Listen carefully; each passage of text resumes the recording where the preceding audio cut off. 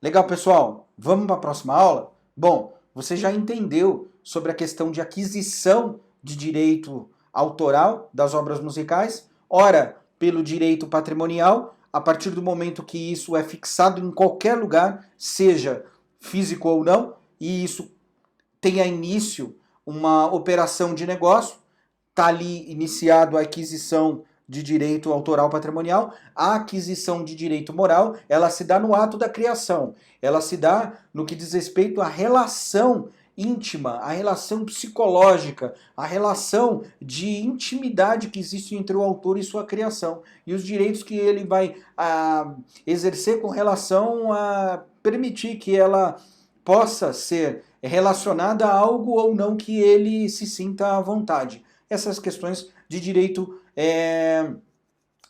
moral do autor. E você também entendeu sobre a questão de direito derivado adquirido. A partir do momento que eu cedo esse direito para alguém para que ele cuide da minha obra musical, por exemplo, para que ele faça as operações de negócio prosperarem, como é o caso das editoras que eu usei como exemplo, né?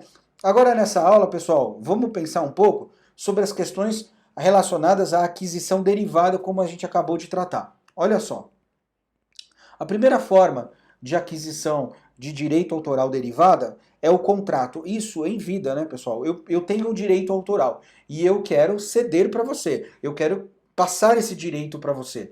A maneira de fazer isso é por intermédio de um contrato, pessoal. Contrato. Você precisa se acostumar com a ideia de que você precisa fazer ali uma mera formalidade, um contratinho simples que seja da maneira mais simples que for, mas você precisa ter um contrato entre as suas operações de negócio, ao qual te detém patrimônio, te detém direitos. Aqui você tem direitos patrimoniais e morais, e isso precisam ser tratados como prioridade, né, diante da sua operação de negócio, que é os direitos autorais dos músicos. O contrato, ó, vamos ver primeiro o contrato aqui. Contrato de cessão de direitos patrimoniais do autor. Nesse caso, tá muito claro para você. É muito comum hoje você já ouvir sobre direitos patrimoniais do autor. Você cansou de ouvir ou falar isso aqui. Então, o contrato de cessão de direitos patrimoniais do autor, nesse caso, o autor cede de forma onerosa ou não, a totalidade ou parte de seus direitos patrimoniais como exclusividade. Caberá à editora licenciar de forma exclusiva as diversas modalidades de uso da obra musical. Caso se gere receita financeira sobre esse uso, ela deverá pagar ao autor o percentual contratado. Este contrato obriga o autor a não emitir qualquer autorização para uso da obra sem prévia confirmação e aceitação da editora, já que ela tem exclusividade dessa negociação.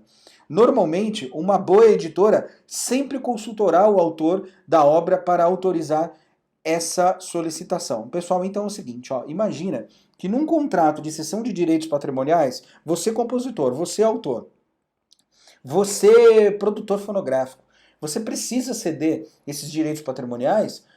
Na maioria das vezes eu vejo isso, até na condição de advogado agora, as editoras elas dão lá o contrato e falam, assina aí. Não é assim. Isso não é um contrato de adesão ao qual você adere àquelas cláusulas. É um contrato de consentimento de ambas as partes. Então você imagina que nesse contrato de cessão de direitos patrimoniais, você imagina a quantidade de situações que você pode ou não tratar nesse contrato. Pessoal, não é porque a sua obra musical ela tem uma importância X ou Y, ela tem um tamanho A ou B, que você vai deixar de fazer contratos na hora que você está celebrando o negócio, no que diz respeito à sua obra musical. Você viu aqui pelas informações que no contrato de cessão de direitos patrimoniais, você vai poder dizer se aquela cessão de direito ela vai ser onerosa ou não, se vai se ganhar dinheiro com isso ou não, se é totalidade desse dinheiro ou não, se é parte, se é percentual.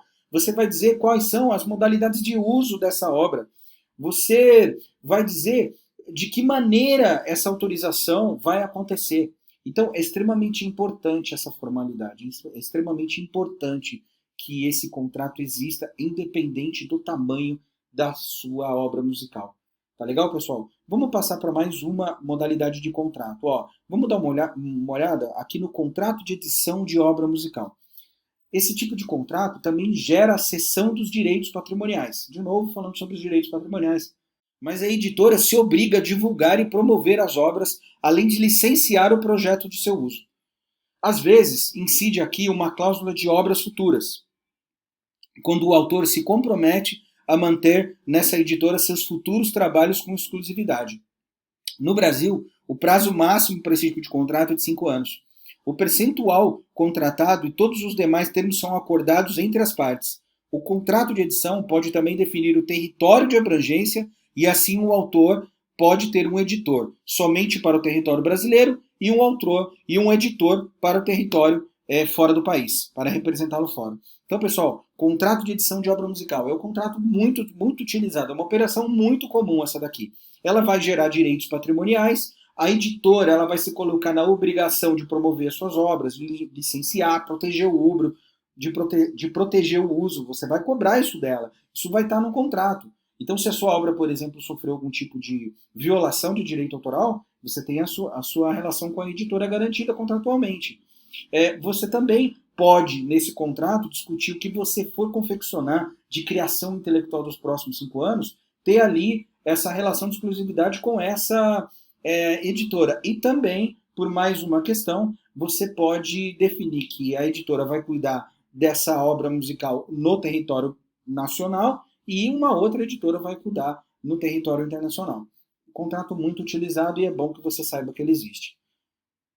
Posto isso, pessoal, vamos passar para a parte de cessão de direito autoral por morte. Vamos dar uma olhada, pessoal, como funciona. Diferentemente de outras formas de propriedade que podem ser perpetuar, os direitos de autor têm a sua duração limitada no tempo. Então, pessoal, olha o que acontece. Se você herda uma casa, essa casa ela vai durar por tempo que você quiser, pelo tempo que você permitir, né? Ela vai perpetuar no tempo. A herança do direito intelectual, ela não vai durar no tempo. Ela tem um limite de tempo ao qual você vai poder explorar como herdeiro de uma obra intelectual. Vamos para cima disso. Olha lá. Falecendo o autor, ocorre a transmissão automática de direitos patrimoniais e de parte dos morais aos herdeiros e sucessores dos criadores das obras. Então, pessoal, vamos dar uma olhada nisso. Olha só. Um dos princípios sobre os quais se assenta a disciplina dos direitos autorais é o de devolver à sociedade, ao término do privilégio, um direito que também a este cabe, na medida em que o autor dela captou os elementos para compor a sua criação. Pessoal, olha só. Para os direitos autorais, os direitos que são herdados, eles não são perpétuos. O herdeiro de um patrimônio autoral, de um patrimônio intelectual autoral, ao qual ele recebe por conta de uma herança, ele não vai ter isso para a vida toda como uma casa, né? Como uma casa que você herda, por exemplo. Esse direito ele tem um tempo para poder ser utilizado. Porque qual é o paradigma dos direitos autorais com isso? É o seguinte, que o autor, para poder inspirar aquela criação intelectual, ele se inspirou em outra obra, ele se inspirou em outro criador. E a partir disso, ele precisa devolver isso para a sociedade, que também vai se inspirar nele para outra criação. Isso é um ciclo de desenvolvimento humano. Então, esse é o princípio que rege o direito autoral. Você é detentor desses direitos por um tempo. Depois desse tempo, isso é entregue de volta para a sociedade. Porque para que você tivesse criado aquilo, você se inspirou a partir de algo que a sociedade também criou, de alguma criação intelectual. E isso foi devolvido e você também precisa devolver, por conta de tudo que é fruto da sua criação e inspiração, é a partir do meio onde você vive. A partir disso, você tem que devolver ao longo do tempo. Esse é o princípio que rege o direito autoral. Vamos entender um pouco mais isso à frente, pessoal. Transmissão do direito patrimonial. De acordo com o diploma especial, quando eu falo diploma especial, estou falando da lei que rege o direito autoral, os direitos patrimoniais de autor conhecido que garantem a proteção às obras perduram por toda a sua vida e mais 70 anos contados do 1º de janeiro do ano subsequente ao seu falecimento. Então, pessoal, exemplo fácil disso. Vamos supor que o autor morreu dia 30 de setembro. Esses mais 70 anos contados a partir do próximo ano. Então a conclusão disso o autor ele tem o direito patrimonial dele é protegido por toda a vida dele e mais 70 anos a partir do momento que ele morreu, a contar da data do 1º de janeiro do ano seguinte à morte dele. Dentro desse prazo, obedecem aos herdeiros a ordem sucessória. Aquela transmissão, pessoal. O pai morreu, passa para o filho, que passa para a esposa, descendentes e cônjuges sobreviventes. Ó. Ascendentes, no caso, né, e cônjuge sobrevivente, não havendo descendentes e colaterais. Pessoal, isso é para que você entenda, né, o que está disposto da lei, é meio complexo, mas a questão é simples assim, ó. Vai para os filhos, vai para a esposa, vai para a mãe, vai para o pai, dependendo de quem não tiver, entendeu? A questão que você tem que saber, propriamente dita, é que esse direito vai durar mais 70 anos a partir do 1º de janeiro do ano seguinte. E se forem vários autores? Essa é uma questão, pessoal, olha só. Se forem vários autores e a obra indivisível, o prazo é contado a partir de 1º de janeiro do ano subsequente ao falecimento do último coautor vivo. Os direitos do coautor que falecer sem deixar sucessores não se esgotam com a sua morte. Ao contrário, são acrescidos aos autores sobreviventes, mas não aos seus herdeiros destes. Então, pessoal, interessantíssima essa questão, ó, na questão do coautor. A questão do coautor, o prazo é contado esse prazo dos 70 anos, ele vai ser contado do ano subsequente do falecimento do último coautor vivo. Então, se tiver 4 coautores, o prazo de 70 anos, ele vai contar a partir desse último coautor que ele faleceu, e 70 anos a partir do 1º de janeiro do ano subsequente da morte dele, né? Se ele não deixar sucessores, isso é importante que você entenda, ó. Se esse coautor ele não deixar sucessores, esse direito ele volta para os autores sobreviventes, mas nunca aos herdeiros dele. Os direitos que são conexos aos de autores, pessoal, recebem os mesmos prazos aos mencionados aqui.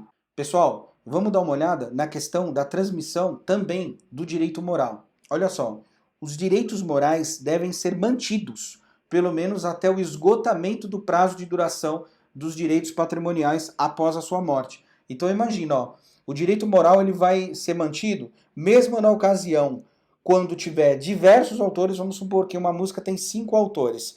Morre um, morre outro, morre outro, morre outro, e esse daqui ainda não morreu. Depois de um certo tempo, esse último morreu, esse direito patrimonial está valendo. Depois que esse último morrer, o direito patrimonial ainda mantém contando 70 anos a partir da morte dele. E começa a contar a partir do 1º de janeiro do ano subsequente. Durante todo esse período, esse direito moral também é permanecido. Legal, pessoal? Bom, te vejo na próxima aula.